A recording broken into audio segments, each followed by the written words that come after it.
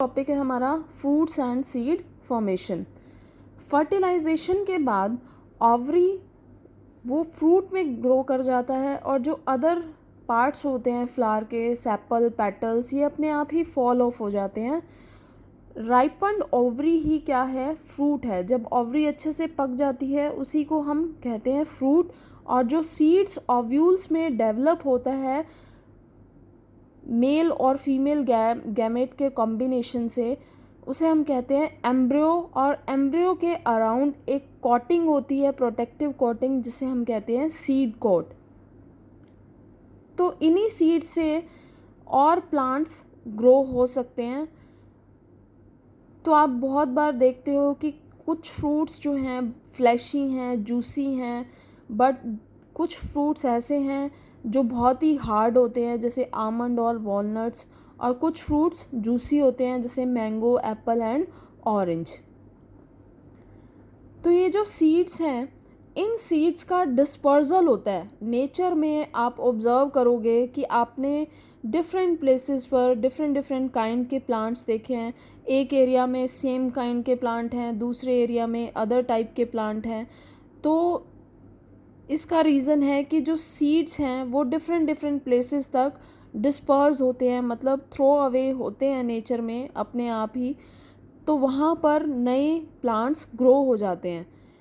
जब आप कभी वॉक के लिए जाते हो या फॉरेस्ट में गए हो या फील्ड में गए हो, तो आप कई बार देखोगे कि जो कुछ सीड्स हैं फ्रूट्स के, वो आपके क्लोथ्स पर स्टिक हो जाते हैं।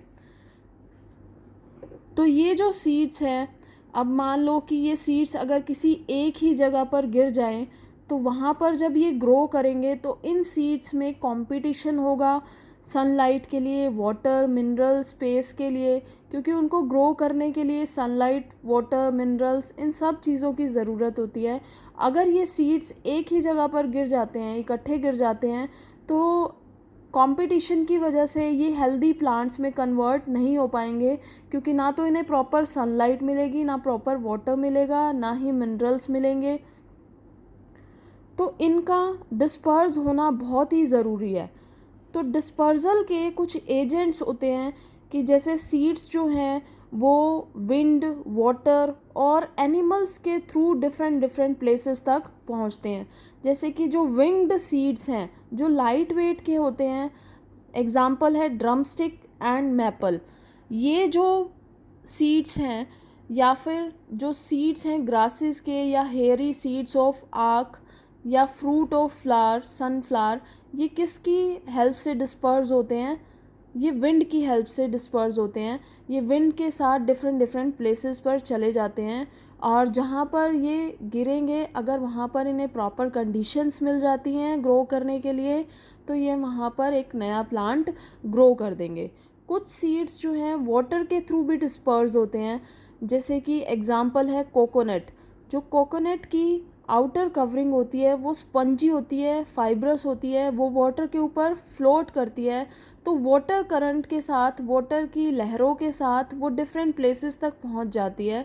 और कुछ सीड्स जो हैं वो एनिमल्स से भी डिस्पर्स होते हैं, जैसे कि स्पाइनी सीड्स हैं। स्पाइंस जैसे हुक्स लाइक स्ट्रक्चर होती है, वो एनिमल्स की बॉडी पर स्टिक हो जाते हैं, और जब एनिमल्स डिस्टेंस प्लेसेस पर जाते हैं तो वो उनकी बॉडी से उतर कर नीचे गिर जाते हैं। जैसे कि एग्जांपल है जेंथियम एंड यूरेना।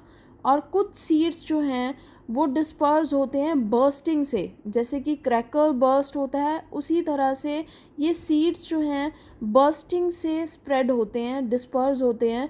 तो इसके एग्जाम्पल हैं कैस्टर एंड बैल्सम।